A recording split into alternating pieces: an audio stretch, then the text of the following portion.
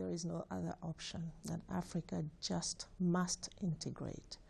Because of the nature of the continent with 54 different countries, it is impossible to generate the kind of market in each country that is required to lift people out of poverty and keep people out of poverty. And so the consolidation of markets on the continent is the only option. So integration is an imperative, and the pursuit of African governments to regionalize is really creating opportunities to look at how to consolidate past gains, but also how to take advantage of the global market, and now that Africa is evolving as a global player. This conversation has been happening for some time. So what are some of the opportunities, or what can be done in order to fast track this integration? Well, the fact that Africa is one of the youngest continents, actually it is the youngest continent in the world, so it's got a massive workforce that is young, vibrant, and educated, and increasingly skilled and connected. This is a huge resource that is even higher than Africa's natural resources, and this is the time to unleash it. And the best way to do it, of course, is to facilitate free movement, facilitate integration, financial and otherwise. And the opportunity, so that is an opportunity, that the resources there in terms of the human capital to move things along. The other one is the fact that the African Union has now adopted the free trade area, the continental free trade area, which is unprecedented in terms of its ability to really enable Africa's markets and get it up to the level that could transform structurally the economies. I think we are seeing estimates as huge as increasing Africa's export by over 30%, but also possibilities of decreasing trade deficit by over 50%. So the impact that this would have on Africa's over 1 billion people is quite mind-boggling. Yeah. Well, we see that the impact for actually ratifying and going ahead with the Africa Continental Free Trade Area is massive for the continent. But we have 22 African countries yet to ratify. You know, what is holding them back? Well, the fact that you've already got 12 ratifications in less than a year is something to celebrate.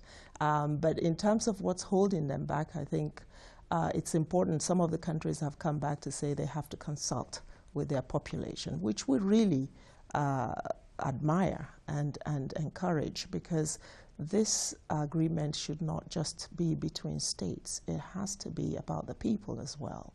It has to be people-centered. We have to take into account the needs of the people and how they will benefit from these agreements and arrangements. But also, when you have a free trade agreement, there will be winners and losers. And it's important that the continent figures out how to compensate the losers and how to redistribute the gains that will come from the integration. So it takes time, but I think with 12 out of the 22 required already signed up, I think that's optimistic, and we're hopeful that the rest will come on board. Yeah. Earlier on, you talked about Africa having a young population. You know, we have young people who are ambitious, who have dreams, and who have different innovations. So is there financing models here on the continent ready to support? Yeah, thank God for that. You know, I think that's one thing that's hopeful about the continent, that you have young people with dreams and who have the potential to innovate.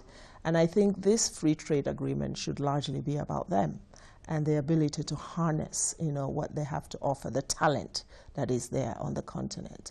And I think in terms of financing models, because yeah, integration requires resources, Africa needs to really expand the base for resource mobilization. First, the domestic resource mobilization, looking at tax bases, looking at expanding taxpayers' domain, but also looking at innovative financing, but blending of finances, both public and private sector, private financing.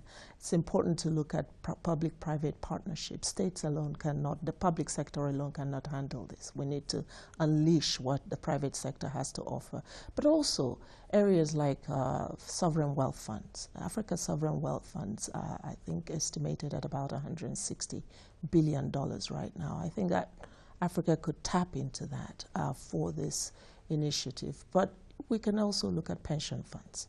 And we know that these are lying idle in many countries in Africa, Nigeria, South Africa, the big economies, for instance. Africa could tap into that.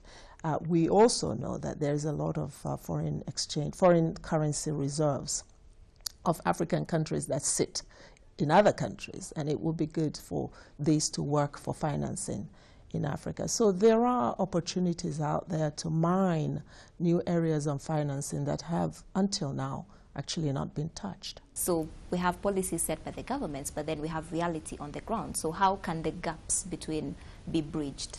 Well, this is a challenge, obviously, for integration, because you've got 55 diverse countries who have to harmonize policies across the board. So this will be slow and painful, but I don't think it's impossible to achieve.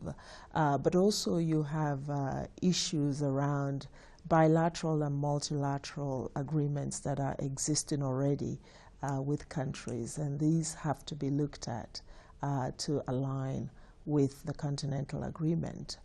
This will also take time, but it must be done.